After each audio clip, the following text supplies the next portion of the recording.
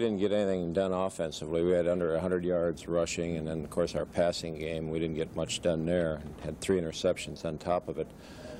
But defensively, we couldn't stop them. They controlled the football on us. I think they had the ball 2-1 as far as plays. And anytime that happens, you're on the losing end of the score, and that's what happened to us today. We knew they had a good running game, and they were going to try and establish it.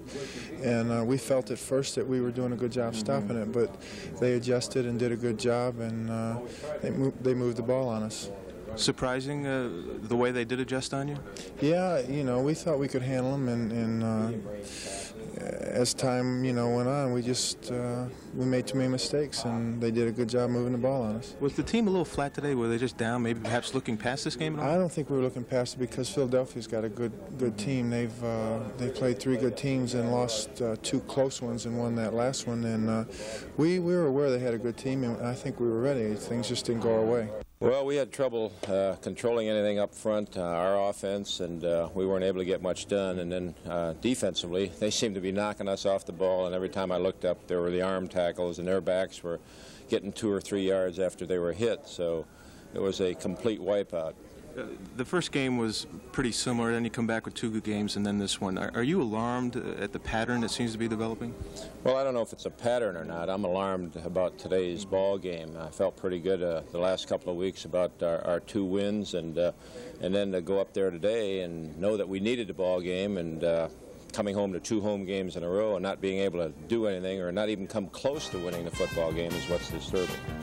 You can forget the fact the Jets were 23-3 losers to the Redskins, but remember this play, for it might be New York's whole season. Quarterback Richard Todd breaks his left clavicle bone here early in the 4th quarter when he's sacked while attempting to pass. He'll be out 6 to 8 weeks. The story in this game, besides Todd, was the passing of Washington's Joe Theismann. He completed 21 of 30 aerials for 209 yards and 2 touchdowns. The Redskins are 4-0 on the year and still atop the NFC East. The Buffalo Bills won their first game of the year, a 24-17 decision over the Colts. Joe Ferguson threw for 2 touchdowns, but the big play was this 102-yard kickoff return by Curtis Brown. Both the Bills and Colts are 1-3 so far. Well, another controversial call by an official has decided the outcome of a game. This time it involves the Steelers and the Browns. Tied at 9, they headed into overtime, and on the kickoff it appeared Larry Anderson had fumbled the ball and Cleveland had recovered it. But officials ruled that he was down prior to the fumble. Looking at it again, it's obvious that Anderson fell without being touched by a Cleveland player, got up and then lost the ball. But the call stood and the Steelers went on from there.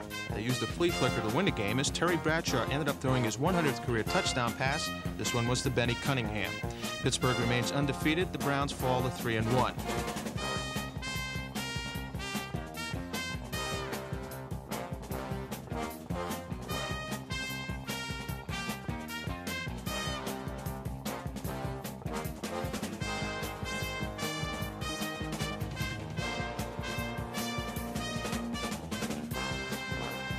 Well, the Cincinnati Bengals lost another heartbreaker today. This time, John Lightpole's field goal attempt hits the left upright, and watch it, it's going to bounce right through, lifting the Saints to a 20-18 win. A field goal in the NFL. Starts with a little pressure right there in the backfield. They had a pretty good rush on him, but boy, that ball was way overthrown. He was trying to hit Bradshaw coming across the middle. Haynes was playing deep. They really haven't got used to Nick Lowry yet. Look at that. He's got a wide open field. Yes, sir. Hill may go in. No, he's taken out of bounds down at the 3-yard line, but Grogan. Get 2-2 as you look at it from the ground level. And a game behind Denver, which is at 3-1. A good effort by Monty Johnson, the middle linebacker.